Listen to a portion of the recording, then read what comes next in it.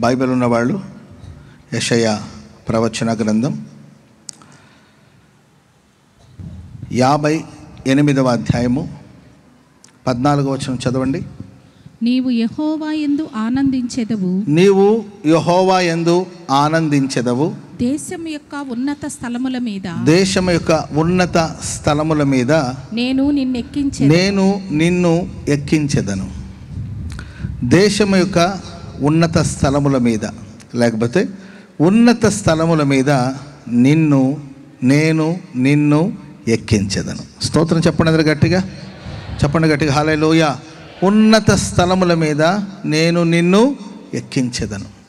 ఈ మే మాసంలో మనం ఆరాధిస్తున్న దేవుడు దేశంలోనే, ఈ భూమి మీద, ఈ దేశంలో ఒక ఉన్నత స్థలముల మీదకి మనల్ని ఎక్కించునుగాక. హల్లెలూయా. దావీదు భక్తుడు అంటాడు, ఎక్కలేని ఎత్తైన కొండపైకు నన్ను ఎక్కించు. ఇది ఎత్తైన కొండ, ఇది ఉన్నత స్థలం. ఈ ఉన్నత స్థలం మీదకి వెళ్ళంతే శక్తి నాకు లేదు. ఈ ఉన్నతమైన స్థలమును చేరుకునేంత ఓపిక, శక్తి నాకు లేదు. నా చదువు పనికిరాదు, నా జ్ఞానం పనికిరాదు, నా దగ్గర ఉన్న డబ్బులు పనికిరాదు, నా చుట్టూ ఉన్న జనబలము నాకు సరిపోదు, నా భుజబలము పనికిరాదు. ఎక్కలేని ఎత్తైన కొండ ఇది. నేనేమో అంతులేని అగాధములో ఉన్నాను. భూదిగంతాల దగ్గర నుండి నేను మొరపెడుతున్నాను. నేను ఎక్కలేని ఎత్తైన కొండ ఇది అని దావీదు ప్రార్థన చేసినప్పుడు ఆ ఎత్తైన ఉన్నత స్థలముల మీదకి దావీదును దేవుడు ఎక్కించాడు. చెప్పండి కూడా మందరు గట్టిగా హల్లెలూయా. ముందు ఒక మాట ఉంటుంది, అది కూడా చదవండి. విశ్రాంతి దినమున, అది చదవండి. నా విశ్రాంతి దినమున వ్యాపారము చేయకుండా, నా విశ్రాంతి దినమున నీవు వ్యాపారం చేయకుండా, నాకు ప్రతిష్ఠిత దినమని నీవు ఊరకుండిన ఎడల విశ్రాంతి దినం మనోహరమైనదనియు యెహోవాకు ప్రతిష్ఠిత దినమని, ఓకే, ఘనమైనదనియు అనుకుని ఘనముగా దేవుని దినాన్ని ఘనంగా ఆచరించాలి. స్తోత్రం చెప్పండి గట్టిగా. చదివేసండి మొత్తం. నీకు ఇష్టం వచ్చిన పనులు నువ్వు చెయ్యొద్దు, వ్యాపారాలు చెయ్యొద్దు, లోక వార్తలు చెప్పుకోవద్దు. ప్రభు ఇదే మన దగ్గర నుండి కోరేది. నా దినాన్ని, నా సన్నిధిని, నేను ఏర్పాటు చేసిన దినాన్ని ఘనంగా సెలబ్రేట్ చేయండి. స్తోత్రం చెప్పండి గట్టిగా. ఎగ్జాంపుల్, ఈరోజు 1వ తారీఖు అనుకోండి. ఇది దేవుడు మన కోసం ప్రతిష్ఠించి అనుగ్రహించిన దినం. ప్రభు మన కోసం ఏర్పాటు చేసిన దినం. ఈ దినాన్ని మనం ఎలా సెలబ్రేట్ చేసుకోవాలంటే ఒక ఘనమైన దినం అని. ఆమె చెప్పండి గట్టిగా. అప్పుడే వచ్చింది 1వ తారీఖు అని కాదు.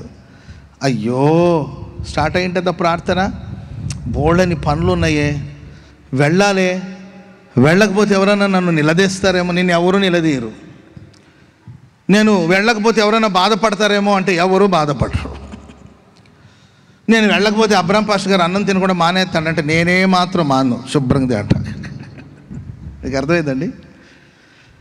నేను వెళ్ళకపోతే ఎవరో ఫీల్ అయిపోతారనో బాధపడిపోతారో ఎవరో కోసం కాదు. ఇది దేవుడు ఏర్పాటు చేసిన దినం. ఆ మాట యొక్క అర్థం ఏంటంటే, విశ్రాంతి దినం అంటే సాటర్డే. యూదుల కోసం అది ఏర్పాటు చేసిన దినం. మన కోసం ప్రతిరోజు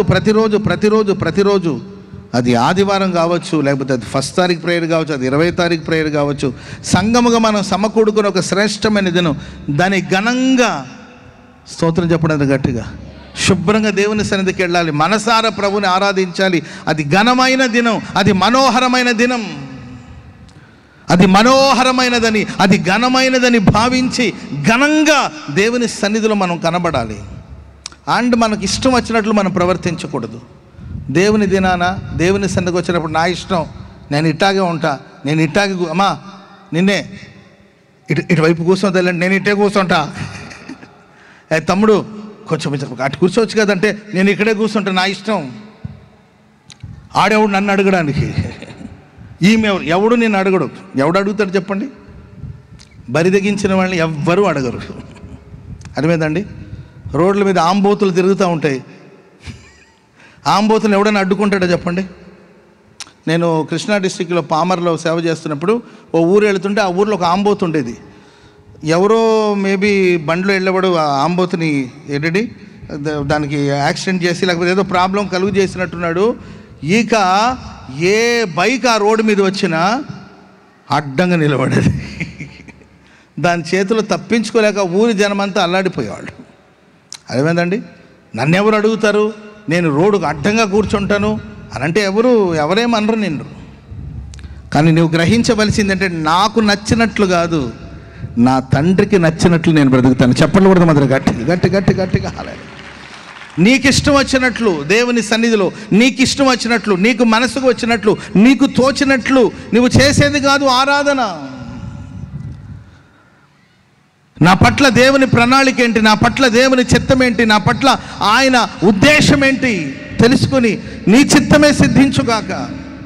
ప్రభువా నీ పేరట మేము అద్భుతాలు చేయలేదా, నీ పేరట మేము సూచక్రియలు చేయలేదా, మేము చేసింది సేవేగా, మేము కాసింది గొర్రెలనేగా అనంటే మీరెవరో నాకు తెలియలేదు బాబు. ఎవరండి మీరు ఎవరో నాకు తెలియలేదు. ప్రభువా మేము అద్భుతాలు చేయలేదా, ప్రభువా అనే వాళ్ళందరూ పరలోక రాజ్యంలో ప్రవేశించరు. ఎవరైతే పరలోకమందున నా తండ్రి చిత్తాన్ని తెలుసుకొని ఆ చిత్తాన్ని ఎవరైతే జరిగిస్తారో వాళ్ళు మాత్రమే పరలోకంలో ప్రవేశిస్తారు. చెప్పలు కూడా మొదలు గట్టిగా. ఎలా చేసినా అది సేవ అయిపోదు, ఎలా బ్రతికినా అది ఒక బ్రతుకు అవదు. కుక్కలు బ్రతుకుతున్నాయి, పందులు బ్రతుకుతున్నాయి, నీచమైనవి లోకంలో బ్రతుకుతున్నాయండి. అందరూ బ్రతుకుతున్నారు కదా, నేను కూడా బ్రతుకుతున్నానంటే అది బ్రతుకైపోదు. దేవా ఈ విషయంలో నీ ప్రణాళికను నేను నెరవేరుస్తున్నానా, నీ చిత్తాన్ని నేను నెరవేరుస్తున్నానా, నీకు ఇష్టం వచ్చినట్లు నేను బ్రతుకుతున్నానా. నా తండ్రికి ఇష్టం ఆయన ఇష్టం చొప్పున నేను ఎల్లప్పుడూ చేస్తున్నాను కనుక ఆయన నన్ను ఏనాడు ఒంటరిగా విడిచిపెట్టలేదు. ఆయనకి ఇష్టమైన దాన్ని నేను ఎల్లప్పుడూ చేస్తున్నాను కనుక ఆయనను ఒంటరిగా ఎప్పుడు విడిచిపెట్టలేదు. దైవ చిత్తాన్ని ఎవరైతే నెరవేరుస్తారో వాళ్ళని క్షణమైన దేవుడు విడిచిపెట్టాడండి. ఆమెను చెప్పండి అందరు గట్టిగా. అండ్ వ్యాపారాలు దేవుని మందిలో కూడా వ్యాపారాలు అయితే ఎట్లా? మీకు అర్థమైందండి? వ్యాపారం చేసుకోవడానికి దానికి సంబంధించిన దినాలు ఉన్నాయి, సమయాలు ఉన్నాయి. వ్యాపారం చేసుకోండి, మంచి బిజినెస్ చేయండి, మంచి వ్యాపారం చేసి ఉన్నత స్థాయికి వెళ్ళండి. దేవుని మందిలో కూడా నేను దేవుడి కొరకు ఇది చేస్తున్నాను, నాకేమిస్తున్నావు? నేను మందిరానికి వచ్చాను, ప్రభువా నాకేమిస్తావు? నేను సేవ చేస్తున్నాను, నువ్వు నాకేమిస్తావు? నేను ప్రార్థన చేస్తున్నాను, నువ్వు నాకేమిస్తున్నావు? నేను పరిచర్య చేస్తున్నాను, నాకేమిస్తున్నావు? ఏమి ఇచ్చావు నాకు ఇప్పటి వరకు? వ్యాపారం కాదు సేవ. అవసరమైతే ఈ సేవలో నా ప్రాణాన్ని పణంగా పెట్టి నేను సేవ చేయాలంతే. Praise the Lord. ఆయన దగ్గర తీసుకోవడానికి కాదండి, నన్ను నేను ఇచ్చుకోవడానికే సేవలు అడుగు పెట్టాను. ఆమెను చెప్పండి అందరు గట్టిగా. అండ్ లోక వార్తలు, ఎక్కడ చెత్త చెదారంతా బుర్రలో నింపుకొని 2-3 కలిస్తే 4 కూర్చి ప్రపంచంలో ఉన్న చెత్త అంతా మాట్లాడుకుంటారు. లోక వార్తలు మనకొద్దు. ఆమె ముసలమ్మ ముచ్చట్లు మనకు వద్దండి. దివారాత్రులు ధర్మశాస్త్రమందు ఆనందించచ్చు, దివారాత్రులు దేవుని వాక్యాన్ని ధ్యానించవచ్చు. Praise the lord. గుండెల మీద చేతులు వేసుకొని మనం చెప్పగలుగుతామా, నేను ధర్మశాస్త్రాన్ని దేవుని వాక్యాన్ని ధ్యానిస్తున్నాను, వాక్యమందు ఆనందిస్తున్నాను, నేను నా తోటి వాడితో మాట్లాడేటప్పుడు వాక్యాన్ని సంభాషిస్తాను, నేను ప్రయాణం చేస్తున్నప్పుడు నాతో ఉన్న వాళ్ళతో వాక్యాన్ని సంభాషిస్తాను, నా తోటి సేవకులు కలుసుకున్నప్పుడు మేము దేవుని వాక్యాన్ని గురించి ఆలోచిస్తాం, వర్తమానాల గురించి మాట్లాడుకుంటాం. నాకు తెలిసిన సేవకులు ఎవరైనా కలిస్తే మేము కారులో కూర్చున్నప్పుడు మాట్లాడుతూ ఉంటాం. అన్న నేను మొన్న ఇట్లా ఒక వర్తమానం చెప్పానన్నా, 3 పాయింట్లు ఇలా చెప్పాను, ఈ పాయింట్ ఇదన్నా, ఇది రెఫరెన్స్ అన్నా, దీన్ని ఇలా వివరించానని దేవుని వాక్యాన్ని వాళ్ళు చెప్తుంటే, నాకు తెలిసిన ప్రకటనలు నేను చెప్తుంటే, నేను ఈ వర్తమానాన్ని ఇలా కొత్తగా చెప్పాను, శాంసన్ చరిత్రలో ఒక క్రొత్త కోణం ఇలా చెప్పాను, జోసెఫ్ గురించి ఒక క్రొత్తగా ఇలా నేను ప్రభు నాకు ఒక ప్రకటన ఇచ్చాడు. ఇలా దేవుని వాక్యాన్ని గురించి ధ్యానిస్తున్నామా, లేకపోతే ఎక్కడెక్కడ ఉన్న చెత్త, వాళ్ళెవరు, వీళ్ళెవరు, ఆ ఎర్ర కొక్క కట్టుకునేది కదా ఆమె ఎవరు, ఈ బులుగు సొక్క వేసిన వాడు ఆయన ఎవరు, ఆ బట్టబుర్ర ఆయన ఎవరు ఉన్నాడు ఆయన ఎవరు, ఆ పొట్టి గౌను వేసుకునేది కదా అమ్మాయి ఎవరు, ఇవా మన సంభాషణ. ఆయన ఎవరు, కలర్ఫుల్గా కనబడుతున్నాడు, ఈయనెవరు, ఈయన నేను ఇన్స్టాలో చూసా. ఎక్కడ చూసిందంటండి? ఇన్స్టాలో చూసిందంట. దేని గురించి మనం ఆలోచిస్తున్నాం? Praise the Lord, hallelujah. వద్దు, ఈరోజు 1వ తారీఖు, టైం రాని మాట్లాడతా. Praise the Lord. ప్రేమైన వాళ్ళరా, ఎవరైతే ఇలా ఆలోచిస్తారో, ఇలా జీవిస్తారో వారిని దేవుడు దేశంలోనే ఉన్నత స్థలములకు దేవుడు తీసుకెళ్ళి నిలబెడతాడు. ఉన్నత. నా ఆశ, నా వాంఛ, నా భారం, నా ప్రార్థన, నా ప్రయాసం ఏం తెలుసండి? మీరు దేశంలోని ఉన్నత స్థలముల మీద ఉండాలని నేను కోరుకుంటున్నాను. ఉన్నత స్థలముల మీద దేవుడు మిమ్మల్ని ఎక్కించాలని కోరుకుంటున్నాను. అటు భౌతికంగా కానీ, అటు ఆర్థికంగా కానీ, అటు ఆరోగ్యపరంగా కానీ, అండ్ స్పిరిచువల్గా, ఆత్మీయంగా కూడా మీరు ఎక్కడో ఉండాలని నేను ఎదురు చూస్తున్నాను. కానీ మీరు ఎక్కడో ఉంటున్నారు. మీరు ఆత్మీయ జీవితంలో ఉన్నత స్థలం మీద ఉండాలి. మీ మాట, మీ విధానాలు, మీ వస్త్రధారణ, మీ మాటలు, మీ పాటలు, మీ కుటుంబ వ్యవస్థ, మీరు పిల్లల్ని పెంచుకునే విధానం, మీరు సమాజంలో బ్రతికే అనుభవం, మీ మీ మీ ఫైనాన్షియల్ స్టేటస్ అండ్ మీ హెల్త్ కండిషను, అవన్నీ కూడా ఉన్నతంగా ఉండాలి.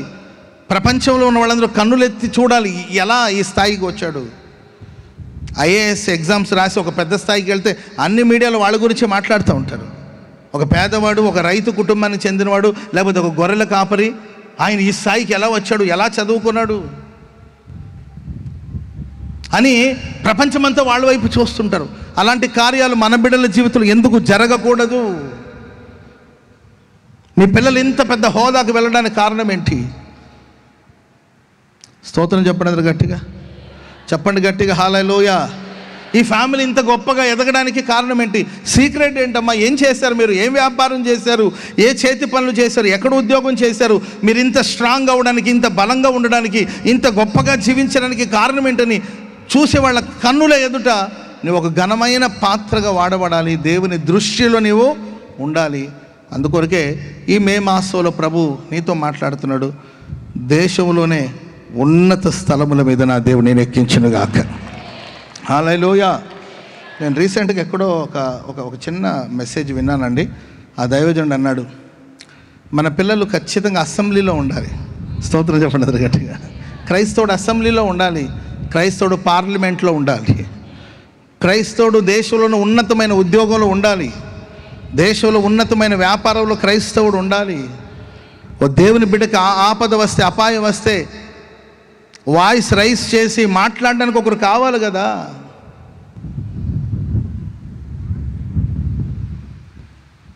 ఒక ఎస్తేరు రాణిని దేవుడు ఆ దేశంలో ఉన్నతమైన స్థితిలో ఉంచినట్లు, ఒక దానియేలుని దేవుడు గణపరిచి కూర్చోబెట్టినట్లు, ఒక షద్రక్ మేషక్ అబేద్నెగోలకు ఉన్నతమైన ఆ సంస్థానాన్నిట్లో ఉన్నతమైన స్థాయిని ఇచ్చినట్లు, ఒక యోసేపును ఐగుప్తు దేశంలో అధిపతిగా మార్చినట్లు,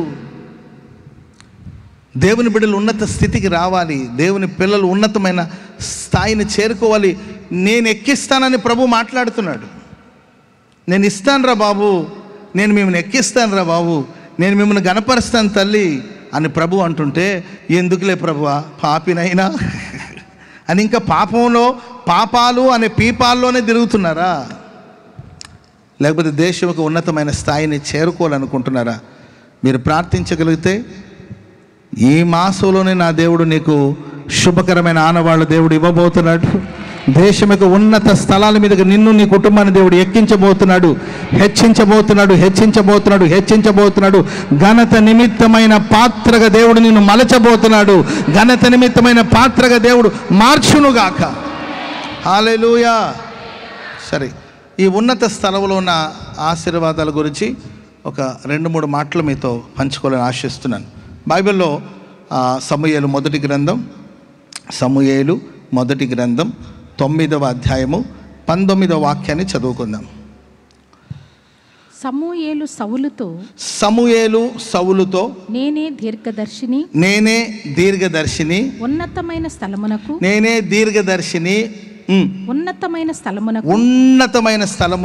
నాకు ముందు వెళ్ళుడి. ఉన్నతమైన స్థలమునకు నాకు ముందుగా మీరు వెళ్ళండి. నేడు మీరు నాతో కూడా భోజనము చేయవలెను. ఈ రోజు మీరు నాతో పాటు భోజనం చేస్తారు. రేపు నీ మనసులో ఉన్నదంతయు నీకు తెలియజేసి, నీ మనసులో ఉన్నవన్నీ నీకు చెప్తాను. నిన్ను వెళ్ళనిచ్చేదను.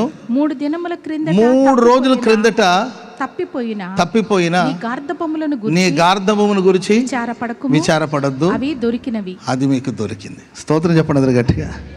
అందరూ తలలు పైకెత్తి శ్రద్ధగా వినండి. వింటున్నారా? వినండి. కనబడిపోయినా పర్వాలేదు.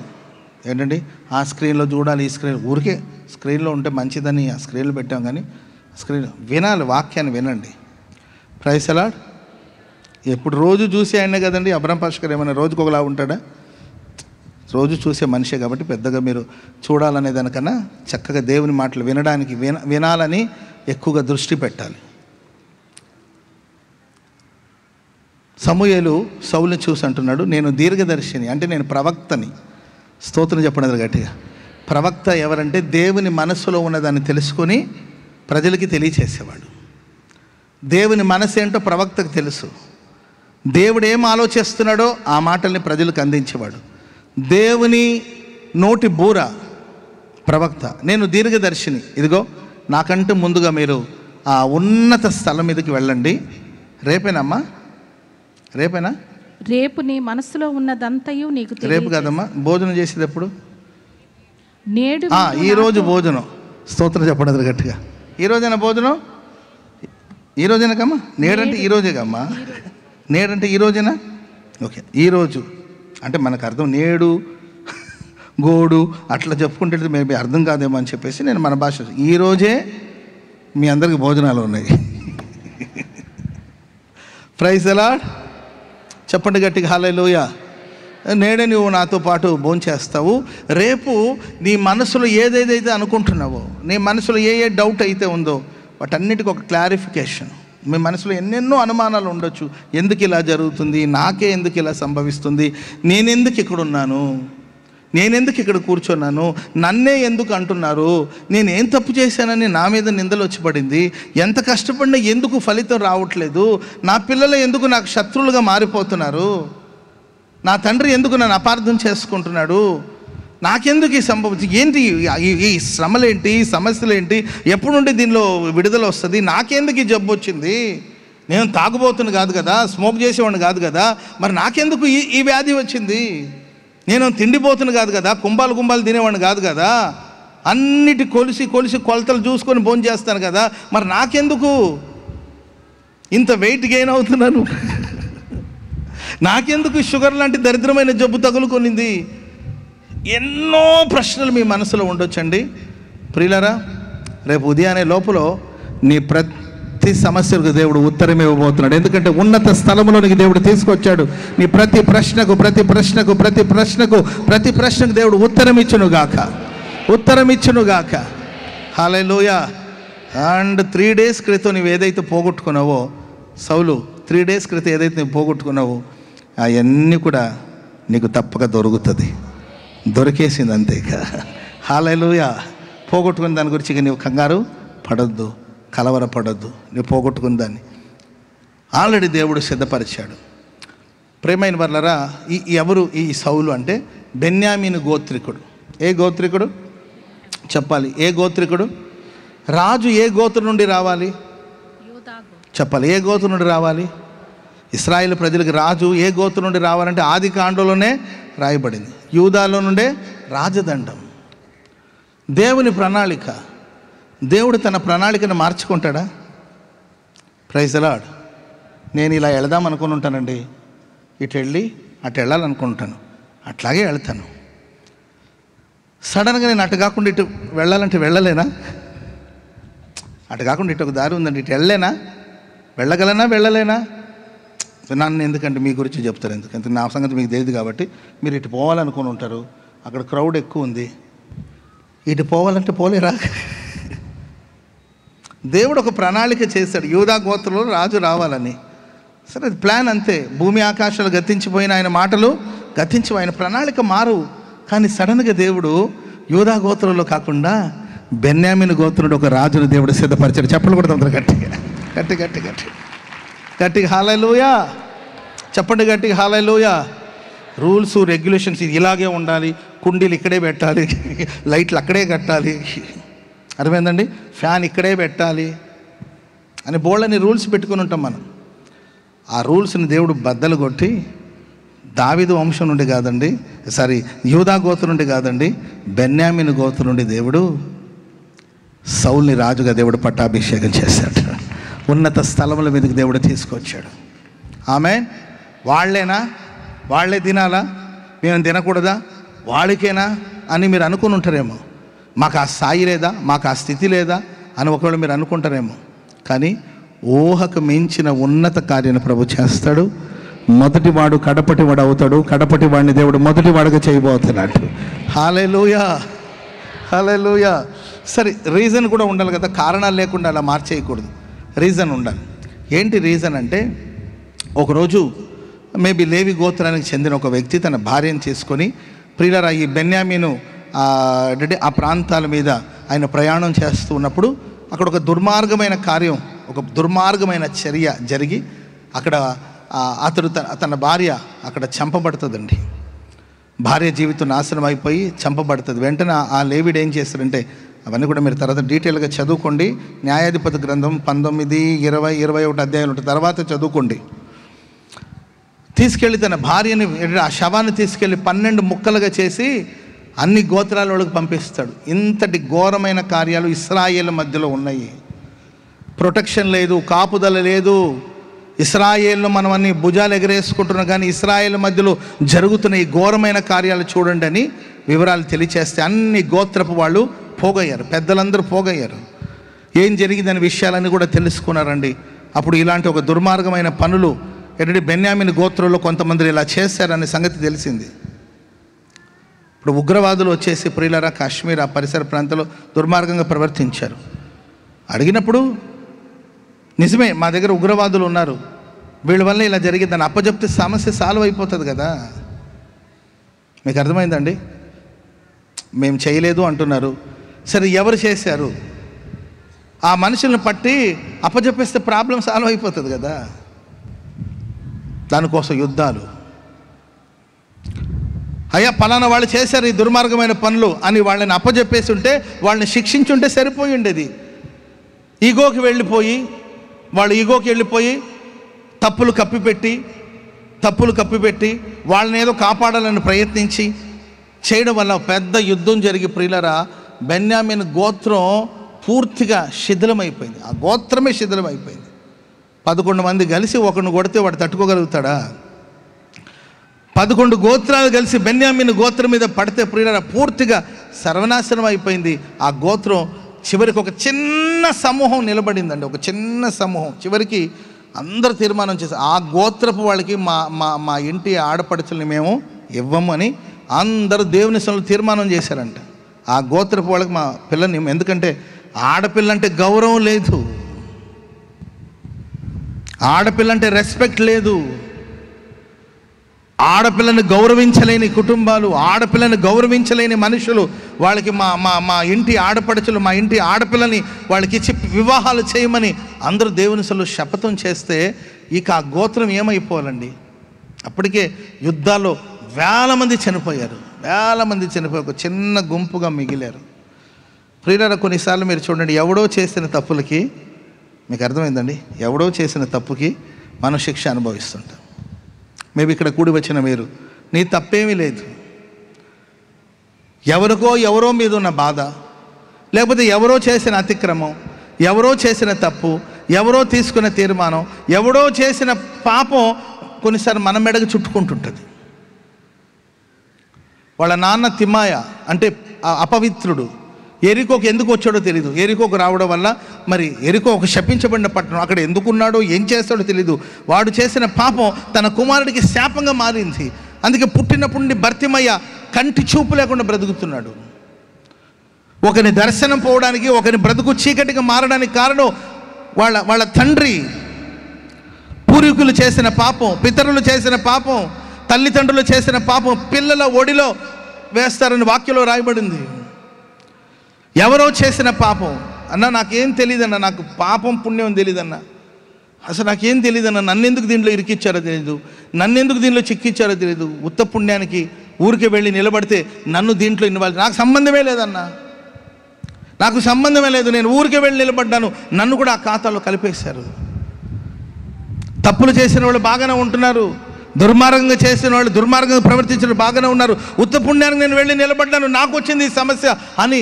ఒకవేళ ఎవరో చేసిన బాధను, ఎవరో చేసిన పాపాన్ని నీవు మోస్తున్నావా? ఎవరో చేసిన తప్పుకు శిక్షను నీవు అనుభవిస్తున్నావా?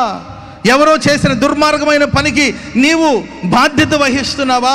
ఆ శిక్షాఫలం నీవు అనుభవిస్తున్నావా? ఈ ప్రశస్త రాత్రి ప్రభు మాట్లాడుతున్నాడు. ఆనాడు బెన్యామీను గోత్రమును జ్ఞాపకం చేసుకునే దేవుడు మిమ్మును జ్ఞాపకం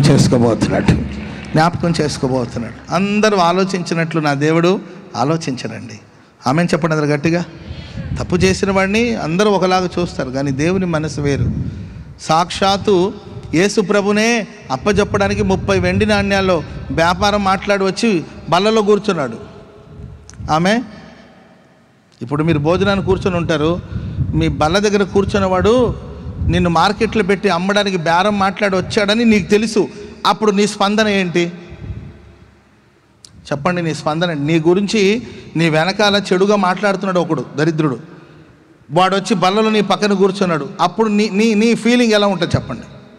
నీ ఫీలింగ్ కాదు, నా ఫీలింగ్. ఎవరు మన ఫీలింగ్ ఎలా ఉంటుంది చెప్పండి? మరి ఇంత దుర్మార్గంగా చేసి వచ్చి మళ్ళీ నా పక్కన కూర్చుంటాం ఏంట్రా, ఎక్కడైనా పడి సావచ్చుగా పక్కకి వెళ్ళి అంటాం. లేకపోతే వీడికి మాత్రం అన్నం పెట్టకూడదు, వీడికి అన్నం పెట్టకూడదు, వీడు అన్నం నీళ్ళు లేకుండా సావాలి వీడు, నా గురించి అంటాడా? దేవుడు ఉన్నాడు. Praise the Lord. దేవా నీ ఉంటే తెల్లారి లోపల వీడు బూడిదైపోవాలి. ఇది మన ప్రార్థన. దేవా నీవు ఉన్నావా, ఇంత దుర్మార్గమైన వాడు నా వల్ల కావట్లేదయ్యా అని మనం ఏంటండి, మన ఫీలింగ్ ఇలా ఉంటుంది. మనం ఇలా ఆలోచిస్తాం. యేసుప్రభు ఏం చేశాడు తెలుసండి? తనను అప్పచెప్తాడని తెలిసి కూడా రొట్టెని విరిచి అతనికే ఇచ్చాడు. చప్పట్లు కూడా మాత్రం గట్టి. చిన్నపిల్లలు అయితే వీడు నా మాట ఇలా తిరిగిను. ఇది చిన్నపిల్లల చేష్టలు. మేము చిన్నప్పుడు ఆడుకుంటూ ఉండేవాళ్ళం. అండ్ మా ఇంటి ఫంక్షన్ అప్పుడు మేము క్రిస్మస్ వస్తే పలహారాలని వాళ్ళకి ఇచ్చి ఉంటాము. వాళ్ళ సంక్రాంతి పండుగ కానీ లేకపోతే ఉగాది పండుగ కానీ వాళ్ళు ఏదో స్నాక్స్ చేసినప్పుడు మాకు ఇచ్చేవాడు. ఇంకొకడు ఉండేవాడు, వాడు ఏంటంటే రంజాన్ పండుగ అప్పుడు వాళ్ళు మాకు ఏదైనా ఫుడ్ ఇచ్చి ఉండేవాడు. మా పండుగకి మేము వాళ్ళకి ఇచ్చి ఉండేవాడు. వాళ్ళ పండుగకి అంతా కలిసి ఉండేవాళ్ళం. Praise the Lord. ఎప్పుడైనా గొడవ వచ్చిందనుకోండి, గొడవ పిల్లలైన తర్వాత ఆడుకుంటున్నప్పుడు గొడవలు వస్తాయి కదండి. గొడవలు వచ్చినప్పుడు, ఒరే ఆ రోజు మా ఇంట్లో బిర్యానీ తిన్నావు కదరా దున్నపోతా అంటాడు. నోరు మూయ్, మేము ఇంట్లో బిర్యానీ తింటే నువ్వు మా ఇంట్లో మొన్న వచ్చేసి పాయసం చేసి తాగలా. అర్థమైందండి మీకు? చిన్నపిల్లలు చేస్తారు. కానీ యేసయ్య మనలాగా ఆలోచించడు. ఎవడైతే అప్పచెప్తాడని తెలిసి కూడా రొట్టెని విరిచి అతనికి ఇచ్చాడండి. అది దేవుని ప్రేమ. చప్పట్లు కూడా మొదలు గట్టిగా హల్లెలూయా. కనుక ఆయా సందర్భాలు ఎవడో చేసిన పాపం మన మెడకు చుట్టుకుంటుంటుంది. ఎవడో చేసిన తప్పులు మన మెడకు చుట్టుకొని ఒకవేళ కృషించి కుమిలిపోతారు. బెన్యామీను గోత్రం శిథిలావస్థలోకి వెళ్ళిపోతే దేవుడు చూడండి తన ప్లాన్ని మార్చుకొని, తన ప్రణాళికను మార్చుకొని బెన్యామీను గోత్రం నుండి ఒకరిని దేవుడు ఎంపిక చేసుకొని ఉన్నత స్థలముల మీదకి దేవుడు తీసుకొచ్చాడు. హల్లెలూయా. ఏదేదో గట్టిగా చప్పట్లు కొట్టండి, బాగుంటుందిగా. హల్లెలూయా. సౌలు విషయం చాలా ఉన్నాయి, నేను అవన్నీ చెప్పాలని అనుకోవట్లేదు. సరే, ఆ ఉన్నత స్థలములోనికి వచ్చినప్పుడు కలిగే ఆశీర్వాదాల గురించి మీకు చెప్పాను. మొట్టమొదటిగా ఏంటంటే ఈరోజు భోంచేస్తాం. రెండవదిగా నీ మనసులో సంగతులన్నీ రేపు నీకు బయలుపరచబడతాయి. నీవు పోగొట్టుకునేది నీకు దొరుకుతుంది. మేబీ ప్రియమైన వారా, జనవరి మొదలుకొని జనవరి, ఫిబ్రవరి, మార్చి, ఏప్రిల్, లేకపోతే గత సంవత్సరంలో లేకపోతే అంతకుముందు సంవత్సరాల్లో మీరు ఏదేదో పోగొట్టుకుని ఉన్నారో, 3 రోజులైంది పోగొట్టుకొని, దానికోసం ఊరు విచిత్రంగా ఉందండి. ఒక గాడిద కోసం దేశాలు దాటాడంట. ఆమె చెప్పడం గట్టిగా. అదేం వెతకడమో నాకు అర్థం కాల. చదువుతారా? 9:4 సమూయేలు మొదటి గ్రంథం 9:4.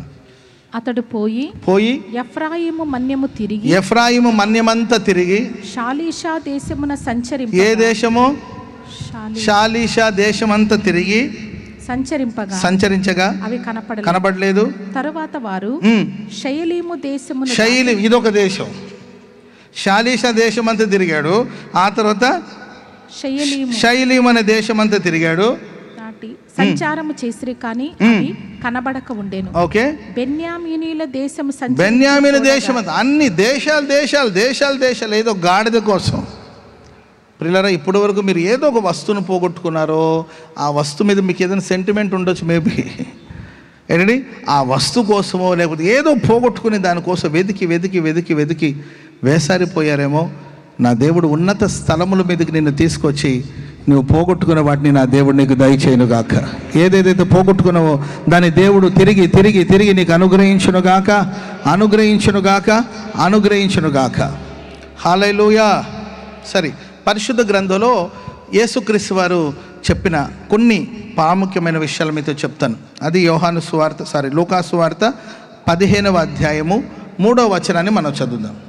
అందుకు ఆయన వారితో ఈ ఉపమానం చెప్పారు. మీలో ఏ మనుషునికైనను 100 గొర్రెలు కలిగి ఉండగా. మీరు ఈ సారాంశాన్ని అంతా చదవండి, తలలు పైకెత్తి వినండి. అక్కడ 3 విషయాలు చూస్తాం. ఒకటి, తప్పిపోయిన గొర్రె. రెండవదిగా, పోగొట్టుకున్న వెండి నాణ్యం. మూడవదిగా, తప్పిపోయిన కుమారుడు. స్తోత్రం చెప్పండి అందరూ గట్టిగా. హల్లెలూయా. ఒకటి, తప్పిపోయిన గొర్రె. చెప్పండి, తప్పిపోయిన. రెండవదిగా, పోగొట్టుకున్న వెండి నాణ్యం. మూడవదిగా, తప్పిపోయిన కుమారుడు. తప్పిపోయిన గొర్రెను తిరిగి దేవుడు ఇచ్చాడు, పోగొట్టుకున్న నాణ్యం మరలా సంపాదించింది, మూడవదిగా తప్పిపోయిన కుమారుడు తిరిగి ఇంటికి వచ్చాడు. ఈ 3 విషయాల గురించి మనం మాట్లాడుకుందాం. మొట్టమొదటిగా ప్రియులారా, ఒకడికి 100 గొర్రెలు ఉన్నాయంట. ఎన్ని గొర్రెలు ఉన్నాయండి? ఎన్ని గొర్రెలు? మామూలుగా గొర్రెల మందలను చూస్తే ఒట్టు 100 ఉంటుందో చెప్పండి. కరెక్ట్గా నంబర్ ఎందుకు చెప్పారు? 100 అని ఎందుకు చెప్పారు చెప్పండి? 116 ఉండొచ్చుగా, 116 ఉండొచ్చు కదా, లేకపోతే 150 అని ఉండొచ్చు కదా, లేకపోతే 98 ఉండొచ్చు కదా. 100 అని ఎందుకు చెప్పాడంటే, గొర్రెల మంద అనేది 150 అట్లా ఉండదండి. గొర్రెల కాపుల దగ్గర వందలుగా ఉంటాయి మందలు. స్తోత్రం చెప్పండి గట్టిగా. వందలు ఉంటాయి. మరి 100 అని ఎందుకు చెప్పారంటే, ఒక వ్యక్తికి గొర్రెల మందను అప్పగించే ముందు ఏసన్న గారు అంటూ ఉంటారు కదండి, ఎప్పుడైనా ఏసన్న గారు పాటలు అంతా అయిన తర్వాత శాంపిల్ పకోడీ అని జస్ట్ ఒక లైన్ అట్లా ఆలపించేవాడు. Praise the lord. ఏం పకోడీలు చెప్పాలి? శాంపిల్ పకోడీ. మన పిరంగిపురం దగ్గర లూర్దు పకోడీలు ఉంటాయి. శాంపిల్ పకోడీ అని కొంచెం లైట్గా తింటే ఆ తర్వాత టేస్ట్ ఎలా ఉంటుందో తెలుస్తుంది. ఒక గొర్రెల కాపరికి ఒక పెద్ద బాధ్యతను, ఒక మందను అప్పచెప్పే ముందు ఒక చిన్న మంద ఇస్తారు. ఒక 100 గొర్రెలను ఇచ్చి దాన్ని నువ్వు జాగ్రత్తగా కాపాడి, దేని పోగొట్టకుండా నువ్వు జాగ్రత్తగా దాన్ని కాపాడేవనుకో, అప్పుడు నీకు విస్తారమైన మందలు ఇవ్వడం జరుగుతుంది. అర్థమైందండి? కొంచెంలో నమ్మకంగా ఉన్నప్పుడు అనేకమైన వాటి మీద నియమిస్తారు. కానీ ఇక్కడ ఈ కాపరికి జరిగింది ఏంటంటే, ఆ చిన్న మందలో ఒక గొర్రెను పోగొట్టేసుకున్నాడు. ఆ గొర్రె ఎందుకు తప్పిపోయిందంటే, నా గొర్రెలు నా స్వరాన్ని వింటాయి. ఎప్పుడు మనం స్వరాన్ని వినడం మానేస్తామో అప్పుడే తప్పిపోయే అవకాశం. మీకు వినపడుతుందా నేను చెప్పేది? అర్థమవుతుందా? అంటే రీసౌండ్ వస్తుంది. ఓకేనా? Praise the Lord. చెప్పండి గట్టిగా హల్లెలూయా. చూడండి, ముందు ఒక 100 గొర్రెలు ఇస్తారు. దాన్ని జాగ్రత్తగా భద్రపరిస్తే ఆ తర్వాత నీకు విస్తారమైన మందలు ఇవ్వడం జరుగుతుంది. గొర్రెలు ఎందుకు తప్పిపోతాయి అంటే, కాపరి స్వరాన్ని విననప్పుడు. నువ్వు కాపరి స్వరం విన్నంత వరకు త్రొట్టిల్లిపోయే అవకాశం ఉండదు. అందుకే కాదండి అబ్రహం పాస్టర్ గారు 1వ తారీఖు వాక్యం చెప్తాడు, ఆదివారం స్వరాన్ని వినిపిస్తూ ఉంటాను, అండ్ సాటర్డే అవకాశం వచ్చినప్పుడు వాక్యం చెప్తాడు. ప్రతిరోజు లైవ్లో ఏంటంటే దేవుని మాటలు వినబడతా ఉంటుంది. ఎందుకు? కాపరి స్వరాన్ని గొర్రెలు విని చక్కగా మందలో చేర్చబడాలి, క్షేమంగా ఉండాలి. ఏ రోజైతే కాపరి స్వరానికి పెడచెవిని పెడతావో, ఏ రోజు కాపరిని నువ్వు పట్టించుకోకుండా, ఆయన స్వరాన్ని లెక్క చేయకుండా, ఆయన ఏంది నాకు చెప్పేది, నేనే పెద్ద కాపరిని అని అనుకున్నాం అనుకోండి, పోతుంది నీ ఊపిరి. తొలగిపోయింది, తప్పిపోయిందండి. ఇప్పుడు ఈ కాపరి బాధ ఏంటంటే, అరే బాబు, నేను ఈ 100 గొర్రెల్ని జాగ్రత్త కాపాడితేనే కదా నాకు విస్తారమైన మంద అనుగ్రహించబడుతుంది. అందుకే కదండి దావీదు ఒక గొర్రెని సింహం తీసుకెళ్తే పరిగెత్తుకుంటూ వెళ్ళి పోరాడి ప్రాణం మీదకి వచ్చినా కూడా లెక్క చేయకుండా గొర్రెని ఎందుకు కాపాడాడంటే, నా తండ్రి నాకు ఇచ్చిన ఈ చిన్న మందను నేను జాగ్రత్తగా కాపాడితే రేపు నా తండ్రి ఒక విస్తారమైన మంద నాకు ఇస్తాడు.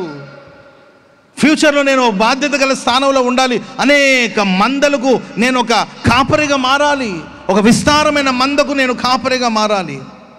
కానీ ఒకటి తప్పిపోయింది. ప్రియమైన వారరా, నీ జీవితంలో ఒక ఉన్నత స్థాయిని నీవు చేరుకోవాలని, లేకపోతే నీకు ఒక ఉన్నతమైన బాధ్యతను దేవుడు ఇవ్వాలని అనుకుని ఉంటాడు. కానీ నీవు దేవుడు అప్పగించిన వాటిని ఏదైనా పోగొట్టుకున్నవేమో. నేను ఆరాధిస్తున్న యేసుక్రీస్తు ప్రభుల వారు నిశ్చయముగా నీవు పోగొట్టుకున్న వాటిని దేవుడు నీకు అనుగ్రహించడమే కాకుండా రాబోయే కాలంలో విస్తారమైన మంద మీద దేవుడు నేను అధిపతిగా దేవుడు నియమించబోతున్నాడు. స్తోత్రం చెప్పండి గట్టిగా. హల్లెలూయా. నాకు ఒక సహోదరి చెప్పారు, ఆమె ఎక్కడో పనిచేస్తూ ఉంటారంట. అక్కడ ఆమె పనిచేస్తున్న చోట ఆమె మీద ఒక నింద వేశారు. మేబీ దొంగతనం ఇలాంటివి ఏదో ఉంటాయి కదండి. నింద వేసి ఆమెని నీవు ఉద్యోగానికి రావద్దని చెప్పేశారంట. కాదండి, విచారించండి, అన్యాయంగా ఇలా నింద మోపుతెట్టండి. నన్ను పనిలో నుండి తీస్తే నాకేం బాధ లేదు కానండి, ఇలాంటి ఒక నింద మోపి నన్ను పంపడం అనేది నాకు చాలా బాధగా ఉందండి. అంటే అవన్నీ మాట్లాడద్దు, మాట్లాడే అధికారం నీకు లేదు. నేనే చేశాను ఈ పని అనే దానికి ఏంటి ఆధారం ఏంటంటే అవన్నీ మాట్లాడదు. నోరెత్తితే నీకు మర్యాద ఉండదని కఠినంగా మాట్లాడితే కొన్నిసార్లు చిన్న జీవితాలు కాదండి, కొన్నిసార్లు చిన్న జీవితాలు వచ్చిన నిందలను అలాగే మోసుకుంటూ మౌనంగా వెళ్ళిపోవడమే తప్ప కొన్నిసార్లు ఏమి చేయలేము. ఎందుకంటే అంత శక్తి మనకు లేనప్పుడు, అంత బలం మనకు లేనప్పుడు, మనకు సపోర్ట్ చేసే మనుషులు ఎవరు లేనప్పుడు మనం ఏం చేయగలుగుతాం చెప్పండి. అక్కడ ఉద్యోగం చేసే వాళ్ళందరూ కూడా ఏం చేయలేని పరిస్థితి. ఎందుకంటే పెద్దోళ్ళతో పెట్టుకున్నారు, మనం ఏం చేస్తాం. మేబీ చేసిందేమో మనకేం తెలుసని ఇలా అక్కడ ఏం జరిగింది వాస్తవాలు ఏంటో పరిశీలించి తెలుసుకునేంత టైం ఎవరికి ఉండట్లా. చిన్న జీవితాలు కాదండి, నలిగిపోయి దుఃఖంతో నిట్టూర్పుతో దేవుని మందిరానికి వచ్చి, ప్రభువా నీవు నీతి న్యాయాన్ని జరిగించే దేవుడు, దీంట్లో నా దోషం ఏమీ లేదు, నా చేతులు నిర్మలంగా ఉంది, నా చేతులు పవిత్రంగా ఉంది, నేను తప్పు చేయలేదు, అది ఆ నమ్మకం నాకు ఉంది, నేను తప్పు చేయలేదన్న సంగతి నాకు తెలుసు, మీకు కూడా తెలుసు. కానీ నా మీద నిందేసి నన్ను ఇట్లా తరిమేశారు బయటికి, నేనేం చేయాలో నాకు అర్థం కావట్లా అని కన్నీళ్లతో ప్రార్థన చేసుకుంటే, ఆ తర్వాత నిజం అనేది, సత్యం అనేది, నిజం నిప్పు లాంటిది అంటారు. Praise the Lord. కొంచెం నిదానంగా వస్తుందేమో కానీ నిప్పే కాదండి. ఆ సత్యం వాళ్ళకి తెలిసిందండి. అప్పుడు వాళ్ళే షేమ్ ఫీల్ అయిపోయారంట. అరే అనవసరంగా అమ్మాయిని మనం ఇలాంటి ఒక నింద మోపి ఆమెని బయటికి పంపించేసాం కదా అని చెప్పి మళ్ళీ వాళ్ళే ఫోన్ చేశారంట. అమ్మ ఒకసారి వస్తావా అంట. ఎందుకు సార్? లేదమ్మా ఒకసారి డైరెక్ట్ మాట్లాడు.